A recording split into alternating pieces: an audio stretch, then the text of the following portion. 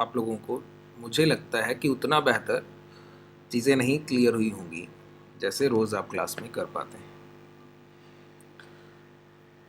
मैं कोशिश करूँगा कि कल की क्लास में जो भी कॉन्सेप्ट रहे, आप लोग कभी भी जो भी कॉन्सेप्ट रहे हों मैसेज कीजिएगा। जो भी डाउट रह गए हों मैं लाइव सेशन में वैसे रिपीट करता रहता हूँ, और फिर भी अगर कोई कॉन्सेप्ट ऐसा होगा जो रह गया होगा मैं दोबारा कभी ना कभी ज़रूर रिपीट करूँगा, ठीक है। आपको कहीं डाउट हो तो बता दीजिएगा, मैं किसी सेशन में ले लूँगा।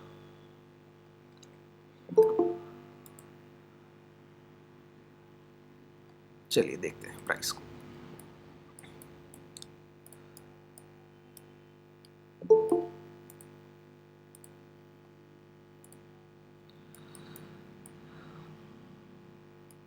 अगर आज का प्राइस एक्शन जो आज बाजार में गिरावट रही ना, अगर यही गिरावट आज के सेशन को छोड़कर कल से देखने को मिलती तो हो सकता था कि 3 कॉन्जिक्यूटिव सेशंस लगातार गिरावट होने की संभावना होती। आज ये जो गिरावट हो गई तो एक थोड़ा सा लगता है कि शायद ये जो 41,600 के लेवल हैं हो सकता है कि होल्ड हो जाए, हो सकता है, क्योंकि ये देखिए प्रीवियस पूरे वीक का अगर प्राइस रिपीटेशन करता तो कंसोलिडेशन आज होना चाहिए था। थोड़ी बहुत गिरावट चलती, बहुत बड़ी गिरावट, इसका रिफ्लेक्शन क्या है देखिए, कॉन्सेप्ट क्या है थोड़ा समझ लेते हैं। अगर इनको यहाँ से ये एक जोन बने हुए थे प्राइस ने, यहाँ से प्रीवियस ट्रेडिंग सेशन यहाँ तक प्राइस गया है, ये उसके बाद जब आया नीचे क्लोजिंग ये रही, आज यहाँ पर मॉर्निंग ओपन हुआ, अगर एक दिन और इसी जोन में प्राइस रहता और कंसोलिडेट कर देता यहीं रुककर इसी जोन में कहीं ना कहीं, थोड़ा बहुत ऊपर भी हो, यहीं इसी जोन में कहीं ना कहीं रुककर कंसोलिडेशन कर देता, फिर ये लो ब्रेक करता तो 2 दिन लगातार बिकवाली का रिफ्लेक्शन बहुत बड़ा होता। 2 दिन बिकवाली रुककर हो गई होती, फिर जो सेलिंग आती ना तो ये बहुत बड़ा रेजिस्टेंस क्रिएट हो जाता। अब एक ट्रेडिंग सेशन प्राइस रुका है, वो भी कल ही रिजेक्शन ले आया था और आज दोबारा लेके एम पैटर्न बना के गिर गया, ठीक है। हो सकता है, देखिए जब तक ये प्रीवियस लो ब्रेक नहीं होंगे ना तब तक कुछ भी नहीं कहा जा सकता है कि प्राइस और कितना नीचे तक हम लोग मान सकते हैं कि बाजार में गिरावट हो सकती है, क्योंकि मेजर क्वेश्चंस जो मेरे पास आते हैं, शुरुआती समय होता है ऐसा ट्रेडर्स का, उनको ये लेना ही देना नहीं है कि आज पैसा कैसे बनेगा, उनको ये जानना है कि बाजार 40,000 से कहीं 30,000 तो नहीं आएगा। और मुझे ये नहीं समझ आता है 33 से 42 गया तब आपने क्या कमाया है, अब 42 43 44 से लौट के फिर से वो हो जाएगा 30, फिर भी आप कुछ नहीं कमा पाएंगे। अगर आप यही सोच में हैं कि कहाँ तक जाने वाला है, आपको मतलब होना चाहिए कि आज भाव कैसे बिहेव करेगा, क्या आप ट्रेड कर सकते हैं। और जब बाजार में पैसा कमाना आसान होता है ना तो यही ट्रेडिंग सेशंस होते हैं। आज मैं 2-3 चीज़ों पे बात करूंगा। जैसे आज का बाजार, कल हम लोगों ने थोड़ी सी जल्दबाजी की, जल्दबाजी क्या लेजीनेस होता है, और ये ट्रेडिंग में होता रहेगा और आपको ये आइडेंटिफाई करना होगा हमेशा ही। क्या होता है कि स्क्रीन को जल्दी छोड़ देने का, जब आप प्रॉफिट में हो, ये एक आपकी हैबिट भी होनी चाहिए। ये आपके लिए कल उल्टा पड़ गया, लेकिन अगर आप इंडिविजुअल ट्रेडर है ना तो ये हैबिट में होना चाहिए। क्या, अगर आपको कहीं भी सेटअप बन रहा है आपके प्राइस का, आपको लगता है कि यहाँ पे बाई किया जा सकता है या सेल किया जा सकता है और सेटअप बन चुका है, और आपने एक ट्रेड मॉर्निंग कर लिया है, योगेश जी मिक ऑफ रखिए, और आपने एक ट्रेड मॉर्निंग कर लिया है, प्रॉफिट बुक कर लिया है, दोबारा ट्रेड कर लिया है, प्रॉफिट बुक कर लिया है, अब बेहतर होगा कि आप अपनी स्क्रीन से हट जाएं, या फिर रहना भी है तो इस तरह के चार्ट पे रहिए कि जहां आप कम से कम ट्रेड को एग्जीक्यूट ना कर सकें। 2 या 3 ट्रेड मैक्सिमम होता है। देखिए अगर आप कॉन्सिक्यूटिव इंट्राडे प्रॉफिट्स बुक करते हैं ना तो मैं यकीन से कह सकता हूं ऑप्शन बायर 3 से ज़्यादा इंट्राडे प्रॉफिट्स नहीं बुक कर सकता। अगर आपको बहुत अच्छे ऑप्शन सेटअप्स मिलेंगे तो मैक्सिमम 3 है। बहुत आज अच्छा आपका दिन है तो 3 बार आप ऑप्शन बाइंग में अर्निंग करेंगे। और अगर आपकी एग्जीक्यूटेड ट्रेड्स जो हैं आपके डीमेट में दिन की 6 या 7 है ना तो समझ लीजिए आप कहीं ना कहीं ओवर ट्रेडिंग कर रहे हैं और आप गलत अपॉर्चुनिटीज को भी कैच करने की कोशिश कर रहे हैं। आपको उस प्राइस में थोड़ा और महीन होना होगा। ये एक बहुत बड़ी दिक्कत होती है शुरुआती समय में। आप प्राइजेक्शन समझ लेते हैं, इंट्राडे प्रॉफिट्स भी हो रहे होते हैं, पैसा भी आ रहा होता है, लेकिन वो पैसा डीमेट में रुकता नहीं है। क्यों? ओवर ट्रेडिंग बहुत बड़ा कारण है। क्या? आप हर एक अपॉर्चुनिटी को कैच करने की कोशिश करते हैं। आपको फिल्टर करना होगा कि कौन सी अपॉर्चुनिटी ट्रेडेबल है और कौन सी अपॉर्चुनिटी ट्रेडेबल नहीं है। उस कंडीशन तक भी खुद ही पहुंचना होगा। जैसे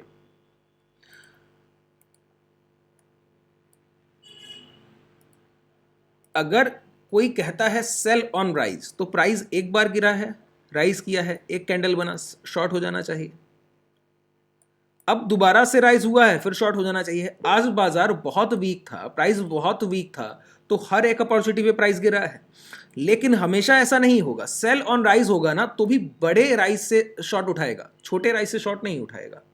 अब देखिए, अगर आपने मॉर्निंग शॉर्ट किया, मान लीजिए आपको लगा कि प्राइस ऊपर ओपन हुआ था, डे हाई के अंदर आ चुका है, प्राइस डे हाई के अंदर पहले ही था, क्लोजिंग के भी अंदर आ रहा है, बड़ी कैंडल के बाद एक और कैंडल बना है, उसके लो भी ब्रेक हो रहे हैं, आप शॉर्ट कर रहे हैं। एक बार प्रॉफिट बुक हुआ, अब वेट कीजिए, प्राइस को फिर से कहीं ना कहीं बनने दीजिए, फॉर्मेशन। अब आप देख रहे हैं नियर बाई 42,000 के लेवल आप खड़े हुए हैं, फिर एक जोन का फॉर्मेशन होता है, फिर एक जोन बना है, प्राइस यहां पे कंसोलिडेट किया, जैसे ही ब्रेक किया फिर एक ट्रेड को एग्जीक्यूट किया है। फॉर्मेशन होने दीजिए, इससे बेहतर कुछ भी नहीं। देखिए, एक पैटर्न 3 मैक्सिमम 3 है, और अगर बहुत किसी को परेशानी देनी है तो 4 बार फॉर्मेशन हो सकता है मैक्सिमम। एक सेटअप 3 बार काम करेगा और चौथी बार फेलियर की संभावना है।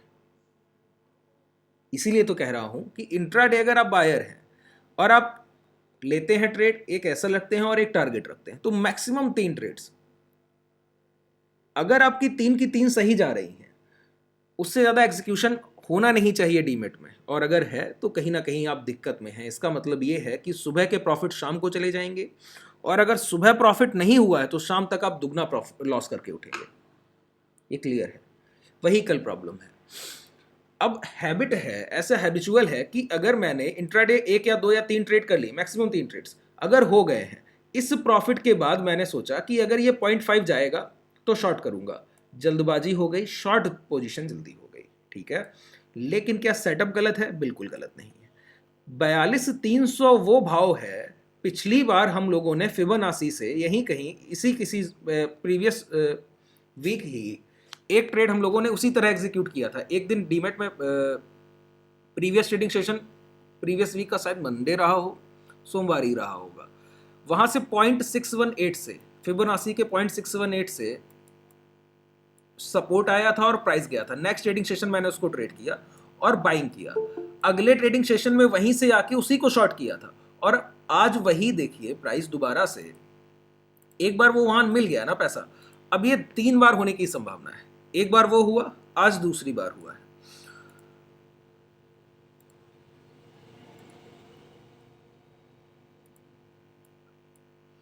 पॉइंट 5 लेवल ये है, 618 है, एक बार ब्रेक हो गया ये लेवल, यहीं पे आपको लोगों को ट्रेड मैंने एग्जीक्यूट कराए थे।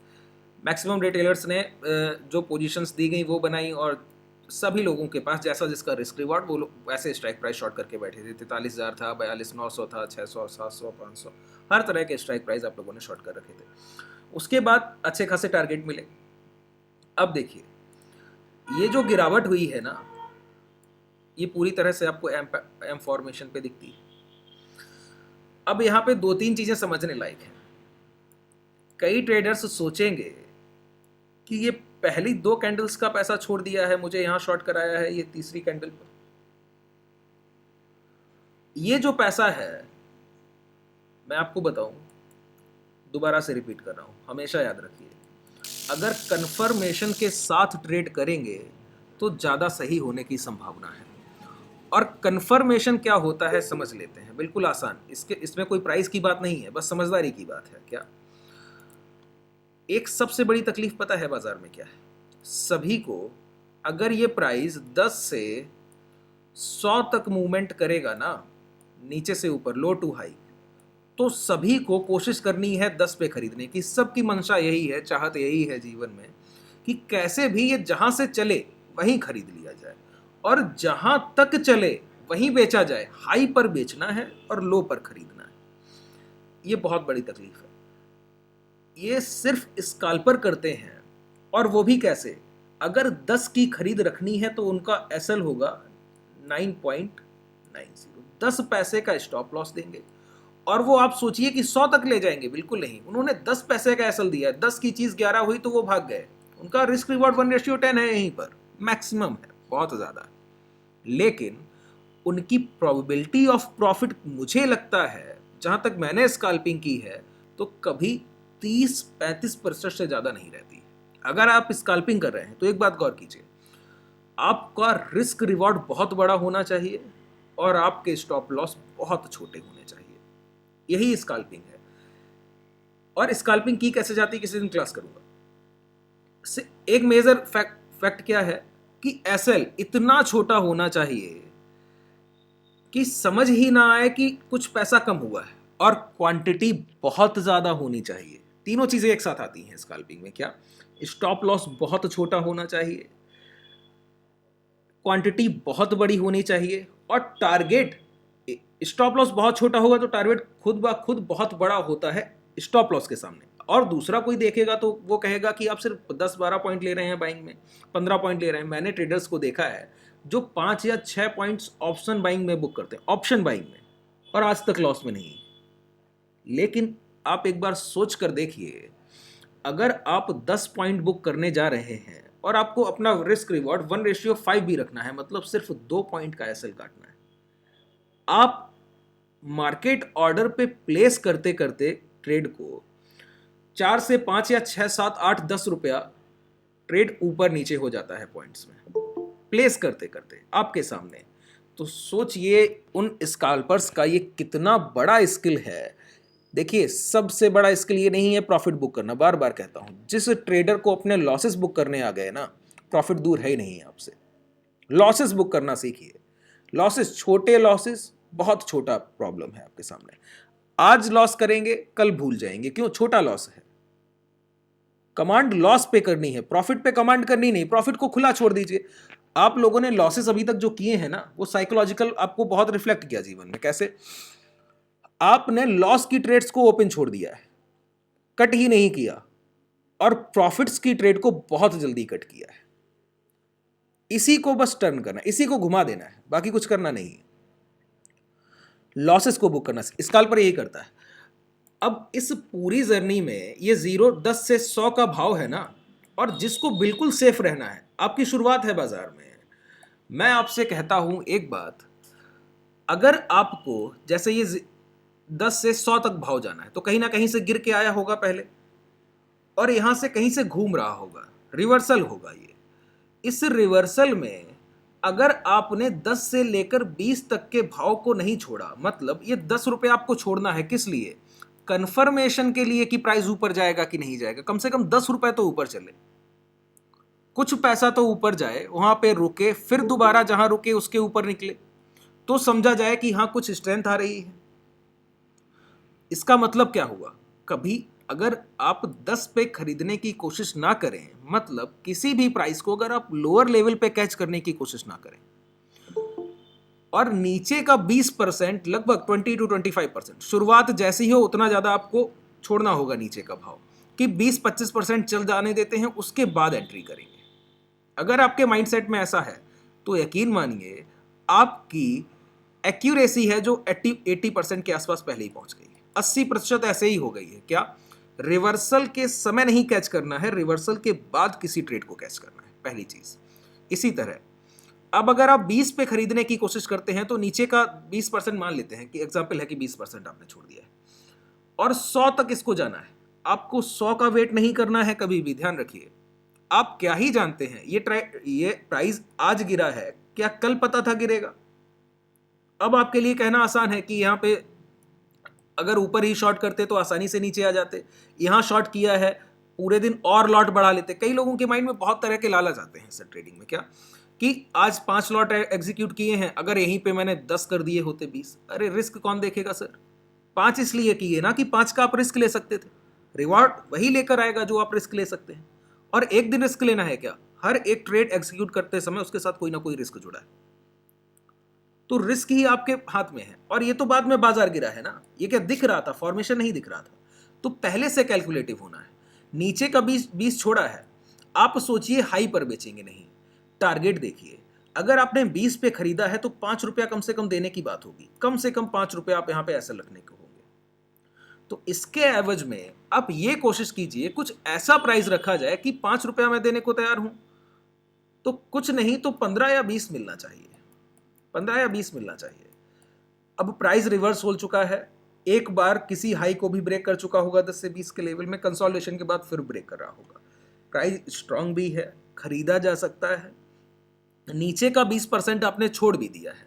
अब आप किसी जगह एंट्री देखेंगे, प्राइस एक्शन के थ्रू एंट्री देखिए, एंट्री कीजिए और 10 के बदले 15 या 20, मतलब रिस्क रिवॉर्ड 1:3, 1:4, जो भी आपको बेहतर लगे वो रख सकते हैं। 1:2 भी रखते हैं तो भी बहुत अच्छा रिस्क रिवॉर्ड है, बहुत बेहतरीन है। 1:2 बहुत अच्छा रिस्क रिवॉर्ड है कि 5 गंवाने का सोच रहे हैं, चलिए जब भी भाव 30 होगा तो निकल जाएंगे, और 15 आया तो भी निकल जाएंगे। अब आपने पता है क्या किया है, ऊपर का 20% खुद ही छोड़ गया। आपके मन में कभी आएगा ही नहीं कि कहाँ हाई बनेगा, हाई पे बेचने की कोशिश नहीं होगी, और अब आप रिस्क रिवॉर्ड को प्ले कर रहे हैं। ये रिस्क रिवॉर्ड व्यापार है, बिजनेस की तरह आपको बाजार में काम करने का मौका देता है। एक नॉर्मल ट्रेडर से और जो रिस्क रिवॉर्ड को प्ले कर रहा है उसमें सिर्फ यही डिफरेंस है, वो ये सोचकर बैठा है कि मुझे एक ट्रेड नहीं करना है। जो रिस्क रिवॉर्ड प्ले कर रहा है ना, उसके माइंड में पहले से है कि मुझे एक ट्रेड नहीं करना है, मुझे आज भी ट्रेड करना है, कल भी बैठना होगा, नेक्स्ट ट्रेडिंग सेशन भी बैठना होगा, और जितने भी पूरे साल ट्रेडिंग सेशन होंगे हर एक दिन इस बाजार में बैठना है। तो ना तो आज के लॉस से इफेक्शन आनी है, ना ही कोई प्रॉफिट से बहुत ज़्यादा खुश होना है। आज रिस्क रिवॉर्ड पे काम कर रहे हैं, कल भी रिस्क रिवॉर्ड पे काम करेंगे। उसके माइंड में है पूरे साल की वो 1000 ट्रेड जो वो करेगा, और उसको पता है कि अगर मैं 1000 ट्रेड करूंगा तो 600-700 मेरी सही होंगी। वही आपका टोटल पीएनएल कैलकुलेट करेगा, वहां पर 600-700 सही होंगी, 300 गलत होंगी तो आपने रिस्क रिवॉर्ड पहले प्ले कर दिया। मान लेते हैं 600 ट्रेड आपका सही हुआ और रिस्क रिवॉर्ड है 1:2, 1200 ट्रेड्स का प्रॉफिट रखा है, 300 गलत हुई हैं, 300 का निकाल दीजिए, 900 ट्रेड्स का प्रॉफिट फिर भी है, मतलब आप 90% एक्यूरेसी को फॉलो करके आए हैं। एक्यूरेसी 90% थी नहीं, रिस्क रिवॉर्ड ने बना दी। एक्यूरेसी 60% थी, लेकिन रिस्क रिवॉर्ड ने 60% एक्यूरेसी को 90% में तब्दील कर दिया। बिल्कुल आसान है। जब तक आप ये सोच रहे हैं कि आज ट्रेड करना है और आज के लॉस आपको बहुत तकलीफ देते हैं और आज का प्रॉफिट आपको बहुत ज़्यादा खुशी, तो समझ लीजिए आप अभी तकलीफ में हैं और आप पूरी तरह तैयार नहीं हैं व्यापार के लिए। तो समय दीजिए, 1, 2, 4, 5 लॉट में ट्रेड कीजिए, धीरे धीरे धीरे धीरे जब आप रिस्क रिवॉर्ड को समझने लगे, स्टॉप लॉस पे काम कर हो जाए आपका पूरी तरह से। कम से कम देखिए, जब मैं ऑफलाइन सेशंस करता हूँ ना, पहले 2-3 दिन एक ही काम करता हूँ, ट्रेड देता हूं, एसएल देता हूं, टारगेट देता ही नहीं हूं। आप लोगों के साथ भी यही है, टारगेट नहीं देता हूं, एसएल देता हूं। सर वॉइस नहीं आ रही। सभी लोगों को वॉइस नहीं आ रही है सर? नहीं सर, आ रही है। वॉइस आ रही है। विवेक जी एक बार दोबारा से ज्वाइन कीजिए, ठीक है?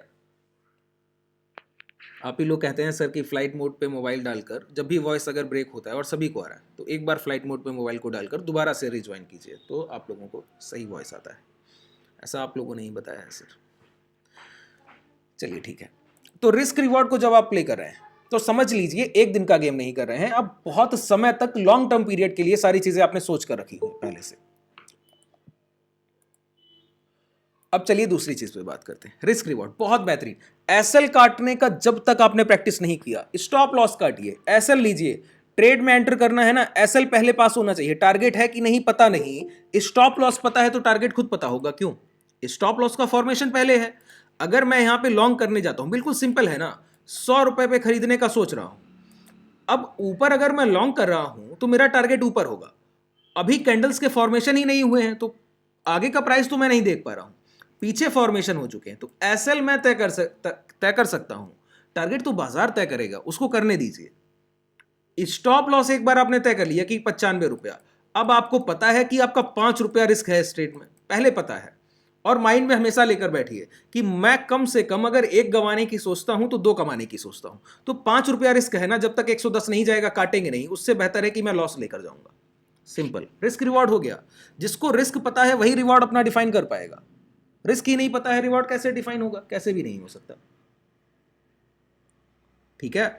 अब दूसरी बात, थोड़ी विक्स पर बात करते हैं। ठीक, देखिए आईवी इंप्लॉयड वॉलेटिलिटी, मैं थोड़ा अपनी तरह से इसको बताने की कोशिश करता हूं कि कम से कम आप चीज़ों से जुड़ पाएं, आसान कर देता हूं। पूरी तरह से उस बुक की लैंग्वेज पे नहीं जाता हूं कि सारी चीज़ें आइडियल कंडीशन में आपको बता दी जाएं और उनका कोई फ़ायदा नहीं है सर। तो आईवी इंप्लॉयड वॉलेटिलिटी, देखिए विक्स रिप्रेजेंट करता है implied volatility. IV implied volatility क्या है कि इंट्राडे में प्राइस में कितना फ्लक्चुएशन हो सकता है। ध्यान से सुनिएगा, बहुत ज़रूरी पॉइंट्स हैं सारे के सारे, ठीक है। अगर आप पूरी इस कहानी की तरह इसको याद रखेंगे ना, एक लेक्चर की तरह, तो हमेशा याद रहने वाला है। कई सारे पॉइंट्स को जोड़ दूंगा। अभी आप लोगों का बेसिक क्लास भी हुआ है डेरिवेटिव का, तो कई सारी चीज़ें आप एक साथ समझ जाएंगे। सर वॉइस ब्रेक हो रहा है बार बार आपका। विवेक जी, एक बार आप दोबारा से ज्वाइन करें तो शायद सही हो, और सभी लोगों को क्लियर है, इस वजह से मैं कह रहा हूँ। क्लियर है। अभी एक बार पढ़िएगा, मैं वापस बैक कर रहा हूँ। ठीक है ठीक है, आप कर लीजिए आसानी से, 1 मिनट कर लीजिए। चलिए देखिए, आईवी को समझते हैं। इंप्लॉयड वॉलेटिलिटी, विक्स जो है ना, इंप्लॉयड वॉलेटिलिटी को रिप्रेजेंट करता है कि प्राइस में कितना फ्लक्चुएशन हो सकता है इंट्राडे लेवल पे, कितना उतार चढ़ाव हो सकता है। उतार भी हो सकता है, चढ़ाव भी हो सकता है, गिर भी सकता है भाव, ऊपर भी जा सकता है। तो आईवी रिप्रेजेंट करता है कि कितना हो सकता है, ये तय किया जा सकता है। लगभग लगभग देखिए, क्लियर नहीं होगा, एक रफली फिगर मिल जाएगा कि हाँ मैक्सिमम लगभग लगभग, अधिकतम कितना हो सकता है और औसत कितना हो सकता है। दोनों चीजें आपकी क्लियर होंगी। जैसे अब समझिए ध्यान से, ये जो आईवी है ना, ये निफ्टी को रिप्रेजेंट करता है। देखिए ये को रिलेट करता है निफ्टी से, और हम लोग निफ्टी को देखकर ही समझने की कोशिश करते हैं कि बैंक निफ्टी कितना मूवमेंट कर सकता है या नहीं कर सकता है। जैसे आईवी किसको रिप्रेजेंट कर रहा है? निफ्टी के मूवमेंट को। बैंक निफ्टी से कोरिलेट नहीं कर रहा है, निफ्टी की कितनी आईवी हो सकती है, कितना उतार चढ़ाव हो सकता है, उसको रिप्रेजेंट करेगा। जैसे अगर आज इंडिया विक्स का प्राइस 15.50 है, तो मैं क्या कहता हूं, पीछे के डिजिट एक बार छोड़ सकते हैं, या फिर आप इसको सीधा सा, पहले 15 लिखा है ना, और फिर 0.50 .50, तो समझ लीजिए इस 15 के आगे एक जीरो लगा लीजिए, पहले जो 15 लिखे हैं, तो समझ लीजिए कि बाजार में कितना मूवमेंट हो सकता है। 150 पॉइंट का लगभग इंट्राडे उतार चढ़ाव हो सकता है, गिर भी सकता है 150 पॉइंट, ऊपर भी जा सकता है। अब देखिए बाजार है 17,900, 150 पॉइंट ऊपर भी जा सकता है, नीचे भी जा सकता है। तो मैक्सिमम कितना बाजार में उतार चढ़ाव हो सकता है? ऊपर से लेके नीचे तक हाई टू लो 300 पॉइंट का उतार चढ़ाव संभव है। मैक्सिमम, अधिकतम इतना हो सकता है। अब इस कंडीशन में अगर विक्स राइजिंग हो, जैसे आज पॉजिटिव है, तो विक्स क्यों बढ़ती है और इसको यूज कैसे किया जा सकता है, और मैक्सिमम सेलर्स इसको बहुत अच्छे से यूज करते हैं। देखिए राइजिंग विक्स माना जाता है बायर्स के फेवर में, और होता भी है, ठीक है। आज ऑप्शन बायर ने सेलर से कहीं ज्यादा पैसा कमाया है। आज एक चीज आप लोगों ने सभी ने गौर किया होगा कि अगर आप लोगों ने 43,000 का कॉल ऑप्शन शॉर्ट किया है, तो उसके साथ एक ऑप्शन बाई किया होगा, ठीक है। बाजार तो गिरा है, बेसिकली बाजार जहां भी आपने यहां ट्रेड को एग्जीक्यूट किया है, यहां से भी बाजार ने 43,300 से ये 860 लगभग मान लेते हैं, तो 450 पॉइंट का एक डाउन साइड फिर भी मूवमेंट दिया है उसके बावजूद। लेकिन अगर आपने आज 44,000 का कॉल ऑप्शन बाई किया होगा हेज के लिए, तो आपने एक चीज गौर की होगी, वो अगर 8 रुपए पे बाई है तो उसका प्राइस 9 रुपए रहा होगा, 1 रुपया बढ़कर बंद हुआ है। और ये सी है, कॉल ऑप्शन है, कॉल ऑप्शन है सर। यही विक्स करता है। कैसे करता है समझ लेते हैं, पूरे एक तरीके को समझ लेंगे और फिर आप उससे जुड़ जाएंगे हमेशा के लिए। एक कॉन्सेप्ट अभी विक्स का क्लियर कर दूंगा, और धीरे धीरे जैसे क्लासेस चलती रहेंगी मैं कॉन्सेप्ट विक्स के क्लियर करता रहूंगा। जैसे अगर एक बार विक्स राइजिंग है, देखिए विक्स कब बढ़ता है? विक्स एक तो कोरिलेट करता है निफ्टी से, पहली चीज। दूसरी, ये डिनोट करता है, राइजिंग विक्स ये बताता है कि आईवी बढ़ रही है। आईवी बढ़ने का मतलब क्या है? इंप्लॉयड वॉलेटिलिटी बढ़ रही है, कि बाजार में और ज्यादा उतार चढ़ाव होने की संभावना बढ़ रही है। ध्यान से सुनते जाइए एक एक बात को। अगर आज 15 रुपया पर ये है, और यहां से समझिए, ध्यान से एक एक चीज को क्लियर करता हूं, मतलब 150 पॉइंट प्राइस ऊपर जा सकता है, 150 पॉइंट प्राइस नीचे आ सकता है। अभी ऐसी कंडीशन बाजार बताता है निफ्टी के लिए। वहीं पर अगर 5%, 5%, आज ये 8% तक लगभग ऊपर हुआ था एक समय पर, अगर यही इंट्राडे में मान लेते हैं 5%, तो इसके आगे भी एक जीरो लगा लीजिए। जैसे मैं समझा रहा हूं वैसे ही विक्स को समझिए, और कभी भी आप लॉस करेंगे ना तो बताइएगा कि विक्स की वजह से, कभी नहीं हो सकता है। आप विक्स को इतना नेचुरली यूज करेंगे जैसे कोई नहीं कर रहा होगा, बिल्कुल आसानी से। अब ये 5% ऊपर है, तो 5 ऊपर है ना, तो इसके आगे भी एक जीरो रखिए। तो पहले आपने सोचा था कि बाजार में 150 पॉइंट का मूवमेंट हो सकता था, अब 50 पॉइंट और बढ़ गया, मतलब 50 पॉइंट ऊपर और हो सकता है, नीचे और हो सकता है। ये आईवी बढ़ा है, इम्प्लॉयड वॉलेटिलिटी बढ़ा है, मतलब बाजार में कहीं ना कहीं डर आ रहा है। किस बात का? उतार चढ़ाव, बाजार में फ्लक्चुएशन ज्यादा हो सकता है। तो बायर के लिए क्या डर है? एसएल जा सकते हैं, लेकिन बायर तो बायर है ना, वो तो इंट्राडे में प्रॉफिट बुक करेगा। ये उतार चढ़ाव ज्यादा होने का डर किसके लिए ज्यादा खतरनाक है? सेलर के लिए। अगर इंट्राडे में 150 पॉइंट की ही गिरावट या अपसाइड मूवमेंट संभव था, अब वो 50 पॉइंट या 60 पॉइंट और बढ़ गया है। इसका मतलब क्या है? बाजार में कहीं ना कहीं डर आ गया है। किस बात का? प्राइस और ज्यादा ऊपर नीचे हो सकता है। ये किसको रिफ्लेक्ट करेगा? सेलर को। सेलर को प्रॉब्लम क्रिएट करेगा ये डर। डर होता किस बात का है? चलिए ये बताइए। सबसे ज्यादा डर होता है गिरावट का। कभी कभी बाजार चढ़ने का भी होता है। आप ये भी देखेंगे कई कंडीशंस में, देखिए बता क्या दिया जाता है, ऐसी धारणा है, कह दिया जाता है कि विक्स सिर्फ तभी राइजिंग होगा जब बाजार गिर रहा होगा। ऐसा बिल्कुल नहीं है। ऐसा इसलिए मान लिया गया है कि जब भी बाजार गिरता है तो विक्स राइजिंग होता है। ये लगभग हर बार ही होगा, 100 में से 99 बार होगा। एक बार ना हो तो अलग बात है। लेकिन आप कई ऐसी परिस्थिति बाजार में आएंगी जब आप देखेंगे कि बाजार ऊपर जा रहा होगा और विक्स भी बढ़ रहा होगा। क्यों? बाजार में मात्र कभी कभी गिरने का ही डर नहीं होता है, कभी कभी बाजार में ऊपर जाने का भी डर होता है, और वो कंडीशन बहुत रेयर होती हैं। तो इस वजह से राइजिंग विक्स बढ़ते बाजार के साथ बहुत कम देखा जाता है। अब बाजार गिर रहा है तो बाजार में डर है, फियर है, और फियर बढ़ रहा है। डर के साथ ही क्या बढ़ेगा? IV, implied volatility. अब ये दिक्कत कर रहा है, पैनिक कर रहा है सेलर को। ध्यान से सुनिए, पैनिक कर रहा है सेलर को। आईवी बढ़ा है तो बायर इंटरेस्ट लेगा। क्यों? प्राइस में ज्यादा मूवमेंट संभव है। अब अचानक से प्रीमियम हाई होंगे। अगर मूवमेंट 50 पॉइंट का और बढ़ गया है बैंक निफ्टी में, इसका मतलब है 120 पॉइंट का मूवमेंट और बढ़ गया है इंट्राडे लेवल पे। अगर पहले bank Nifty 350 point up and down करता तो अभी ये करेगा 470 पॉइंट। बात समझ रहे हैं? इतना डिफरेंस हो गया है।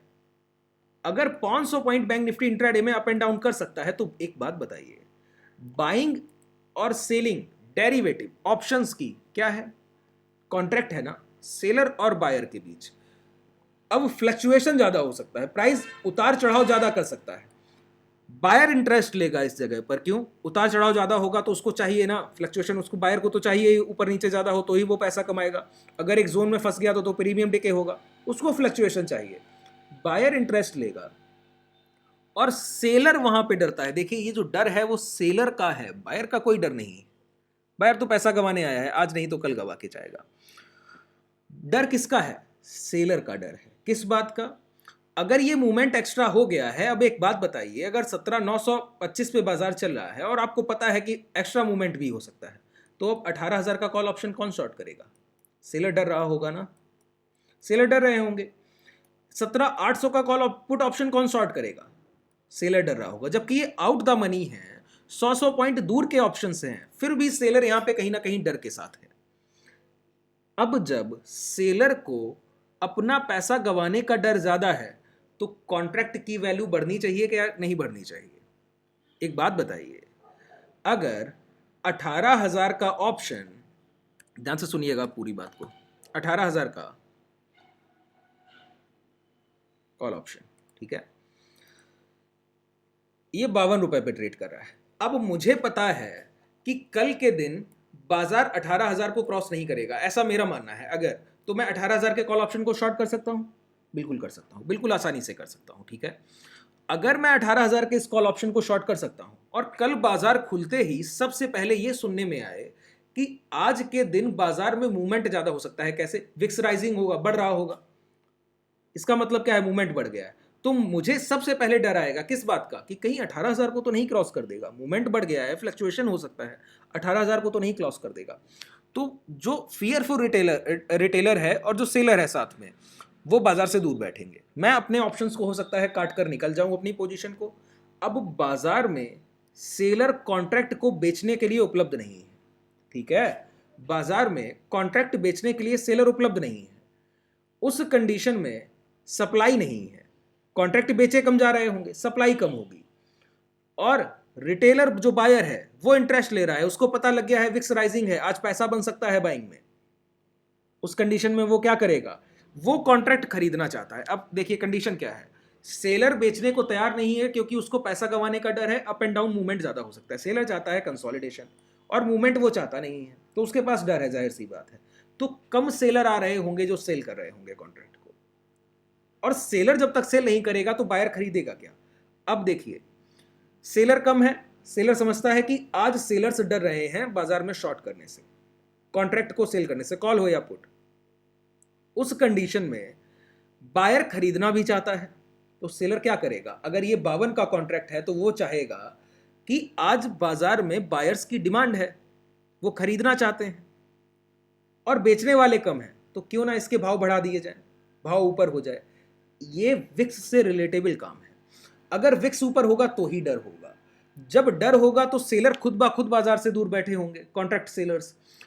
तो बाजार में सेल कौन करेंगे, जो अपनी ऑप्शन सेलिंग को प्राइस एक्शन के साथ रिलेटेबल रखते हैं। उनको पता है कि नहीं बाजार पहले से डाउन ट्रेंड में है, आज का डे हाई है 18,150 18,130, तो 150 का ऑप्शन सेफ हो सकता है।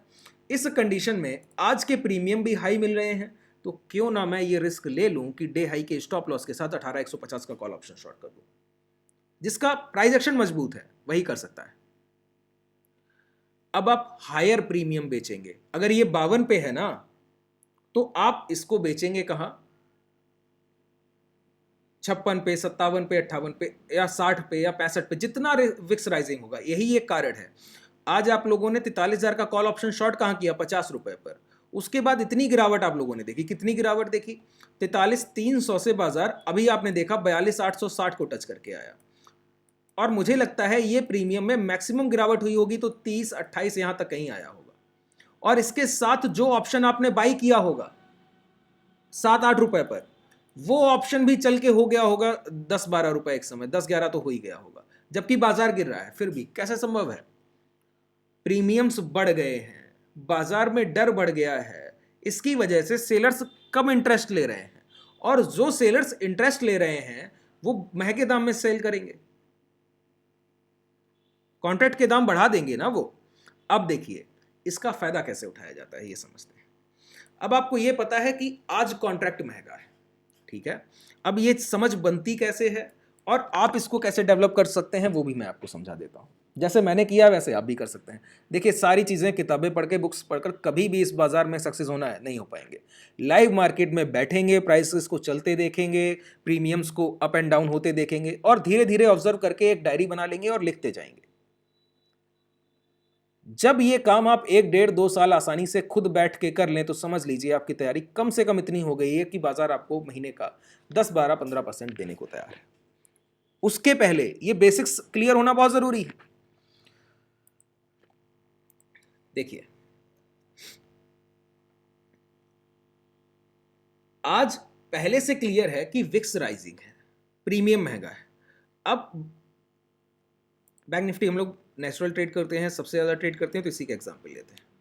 आपको पता है, कैसे पता होगा बताऊं मैं आपको, अगर आप रोज एट द मनी 500 रुपए ऊपर के कॉल और 500 रुपए नीचे के पुट लगाकर बैठते हैं, और आईवी का एक चार्ट लगा, आईवी को इस तरह वॉच लिस्ट में रखते हैं, और निफ्टी और बैंक निफ्टी दोनों के स्पॉट प्राइसेस को यहाँ वॉच लिस्ट पे रखते हैं, फिर आप फ्लक्चुएशन देखते हैं, तो आपको हमेशा ही अंदाजा रहेगा कि बैंक निफ्टी में मंगलवार को अगर विक्स 15 के आसपास है तो 1000 पॉइंट ऊपर के ऑप्शन का प्रीमियम, 1000 पॉइंट ऊपर 42,000 पे बाजार है, 43,000 का प्रीमियम 20-21 से ज्यादा नहीं होता है। 43,000 का प्रीमियम 20-21 होगा, अगर ये 12-12.5 है तो ये प्रीमियम 16-17 होगा, हो सकता है 15 हो। जितना कम डर है उतने सस्ते प्रीमियम है। क्यों? वॉलेटिलिटी कम है, बाजार के रेंज बाउंड होने की संभावना ज्यादा है। तो खरीदेगा कौन? कोई नहीं खरीदेगा तो तब ना जब बाजार में पैसा बनने की संभावना होगी, तब सेलर तैयार नहीं होता है, तब आप बेच लेते हैं महंगे। तो आज बेचने का समय था। मैंने क्या कहा, 43,000 के ऊपर के जितने ऑप्शन चाहें आप शॉर्ट करके जाइए। आज मंगलवार है, अभी 2 दिन एक्सपायरी के रह गए हैं। मैं आपको बताऊं, प्रीवियस वीक और उसके पहले वीक 2 समय ऐसे हो चुके हैं, और ये तीसरा मुझे लगता है हो रहा है क्या, कि ट्यूसडे या वेनसडे, अगर ये कंडीशन वेनसडे को हो ना, इसका हम लोग फायदा उठाते रहते हैं। क्या फायदा उठाते हैं? आज ये प्रीमियम महंगे हैं, लेकिन अल्टीमेट इन प्रीमियम को एक्सपायरी को हो तो जीरो ही जाना है, तो केवल ये आज महंगे हैं। कल बाजार थोड़ा सा ऊपर जाएगा तो विक्स खुद ब खुद कल कॉस्ट पे खुलेगा, तो वो नेचुरल प्राइस होगा विक्स का। आज पॉजिटिव है, कल वो नेचुरल प्राइस होगा। तो अगर यहां से 200-250-300 पॉइंट का गैप अप भी होता है, कल आप देखेंगे 43,000 का प्रीमियम कॉस्ट पे हो सकता है लॉस में खुले, सॉरी प्रॉफिट में खुले। मतलब अगर 43,000 अभी कहां ट्रेड कर रहा है, देखते हैं।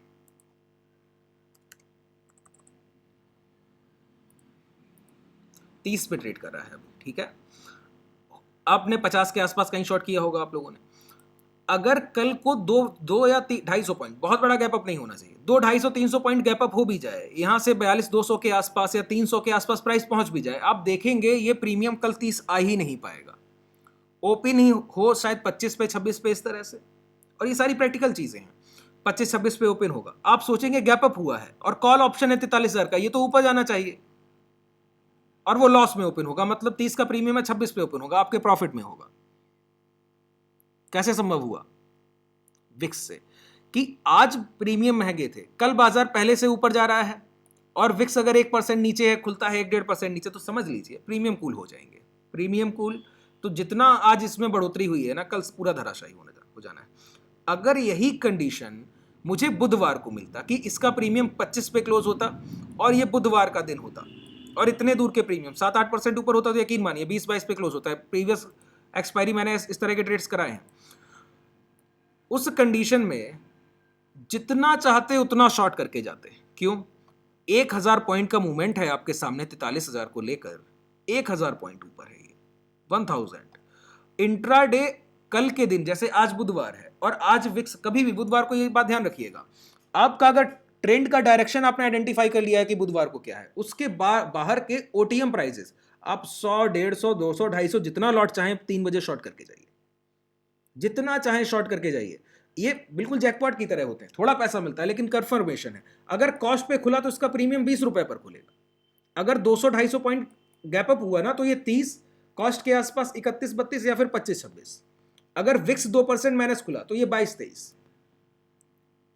समझ लीजिए इस तरह के प्रीमियम्स कैसे संभव है? विक्स से। विक्स का फायदा उठा रहे हैं, बायर अपनी तरह से फायदा उठाता है। बायर को पैसा मिलता है, राइजिंग विक्स से प्रीमियम ज्यादा बढ़ेंगे, उसको वो पैसा मिल रहा है। अब सेलर को लगता है डर, क्यों? प्राइजेक्शन दिक्कत कर रहा है ना।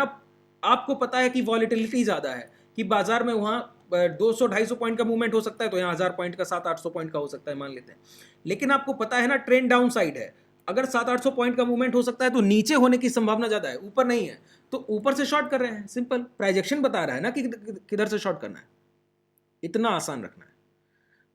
आज तो मंगलवार था तो उतना एग्रेसिव नहीं हो पाए। अगर यही बुधवार का दिन होता और कल के दिन एक्सपायरी होती, अभी पिछले हफ्ते या इसके पिछले हफ्ते एक हफ्ता ऐसा था कि ये कोई गिरावट थी 43,600 के आसपास से, यहां कहीं से, और बुधवार का दिन था, यहां कहीं से कोई गिरावट थी 43,600 से, यही गिरावट रही होगी।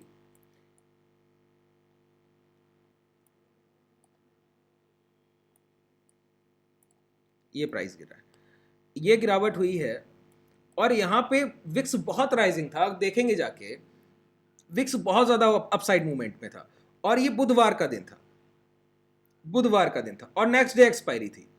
मैंने सभी ट्रेडर्स को सिर्फ पुट कॉल ऑप्शंस ऊपर से सभी शॉर्ट करा के रखे थे, जितना चाहिए आप शॉर्ट करके जाइए। और नेक्स्ट डे वो 200-250-300 पॉइंट का गैप अप भी आप लोगों ने देखा था। वो क्या हुआ? प्राइस फिर भी आप प्रॉफिट में ओपन हुए। कारण क्या है? कारण है विक्स राइजिंग था। अब देखिए, अब कल आपके फेवर में अगर बाजार ऊपर जाता है, दो चीजें होंगी क्या? एक तो विक्स नीचे की तरफ आ रहा होगा, बाजार में गिरावट का डर ज्यादा है। भगदड़ किस बात का है? ऑप्शन बायर क्यों आ रहे हैं? कि कहीं गिर तो सकता है, तो पुट ऑप्शन बायर कई सारे आ रहे हैं। अब पुट ऑप्शन बायर ज्यादा आ रहे हैं तो हो सकता है सेलर, पुट ऑप्शन सेलर चाहिए, तो पी सेलर अगर लोअर लेवल पे ज्यादा आ गया तो प्राइस को कहीं ना कहीं वो रोक देगा, एक सपोर्ट बना देगा। यही कारण है 42,000 को ब्रेक करने के बाद भी प्राइस रुकने की कोशिश कर रहा है। क्यों? पुट सेलर यहां कहीं ज्यादा बैठ गया होगा सर।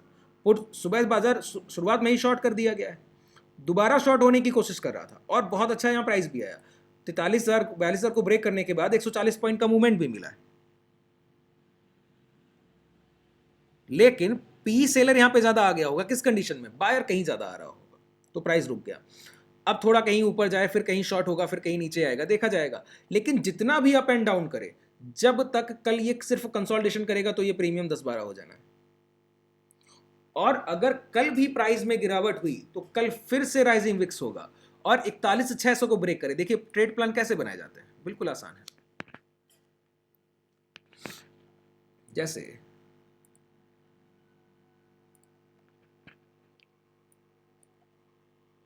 अभी हम लोग यहां पर हैं, ठीक है, प्राइस ने एक डिप लिया था, यहां से एक मूवमेंट आया, एम फॉर्मेशन के साथ यहां से गिरावट हुई। इस गिरावट में भी ये जो गिरावट है ना, ये गिरावट भी इस तरह से हुई है।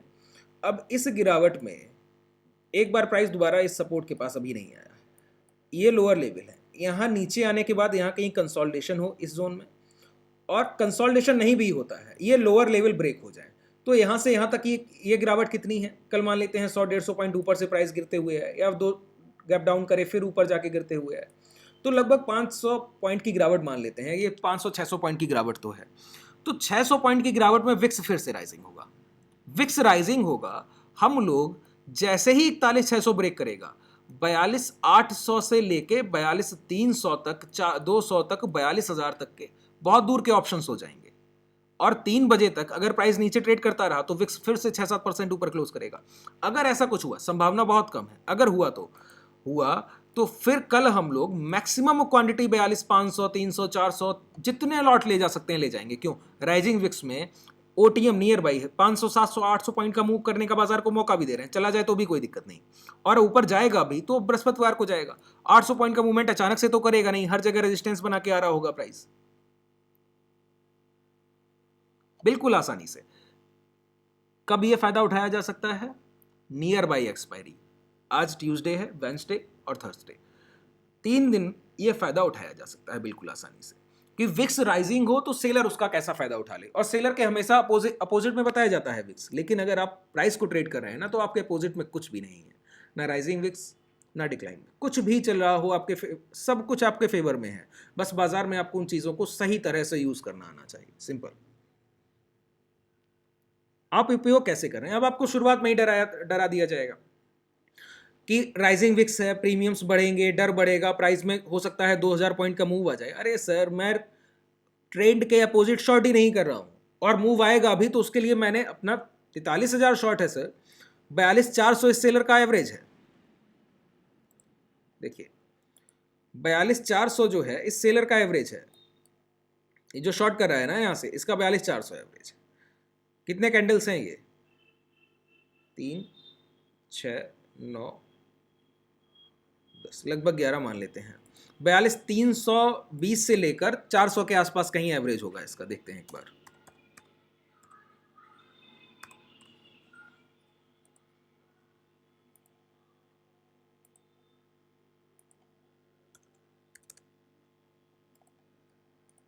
ये क्या आ रहा है?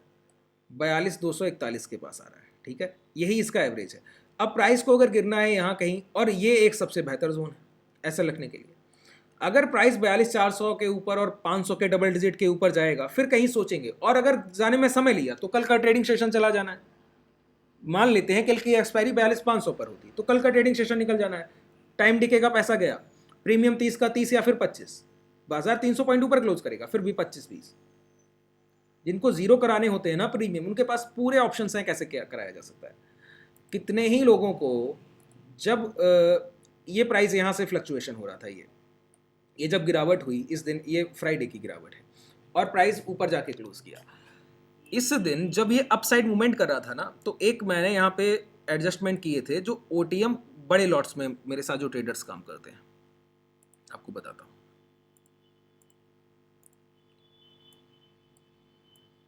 यहाँ पर अब क्वांटिटी शॉर्ट होनी है 80+, मिनिमम लॉट अगर कोई कर रहा है वहाँ पर तो 80+ लॉट तो सभी लोग ट्रेड कर रहे हैं जो वहाँ पर ट्रेडर्स हैं।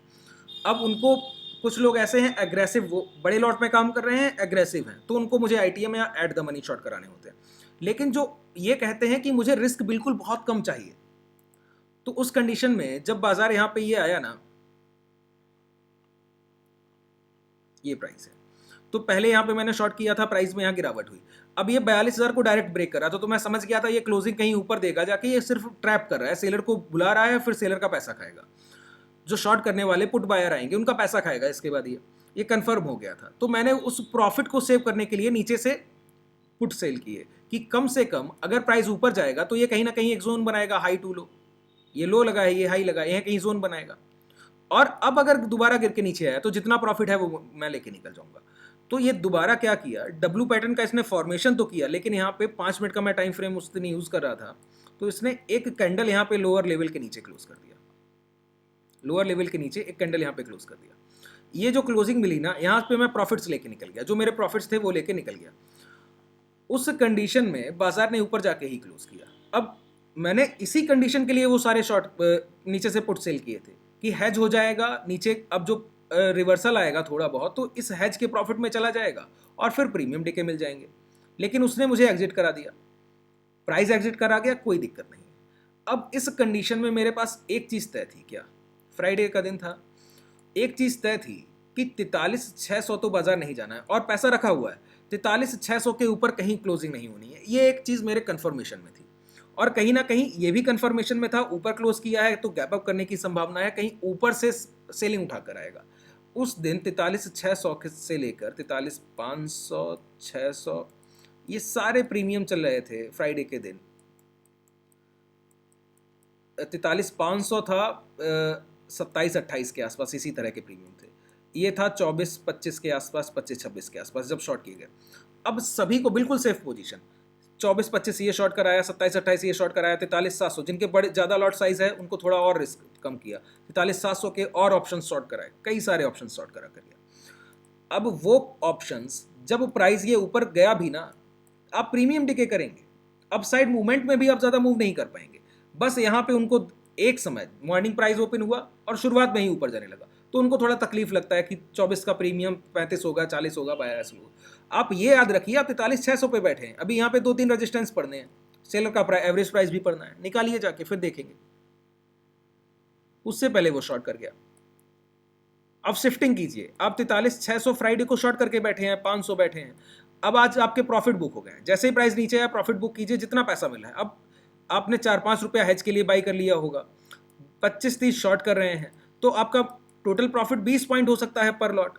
और उस लॉट साइज में जब आपका 7 या 8 रुपया प्रीमियम रह जाए तो निकालिए। अब आपको पता है ना ट्रेंड नीचे आ चुका है, 43,600 से शिफ्ट कीजिए, 43,200 आइए, 43,100 आइए।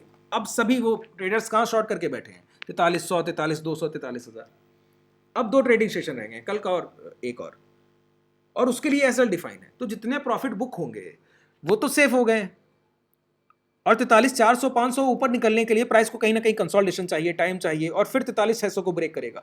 उतने समय में हो सकता है कल का ट्रेडिंग सेशन और निकल जाए, तो प्रीमियम डिके का फायदा प्रीवियस अगले ट्रेडिंग सेशन थर्सडे को मिल रहा है।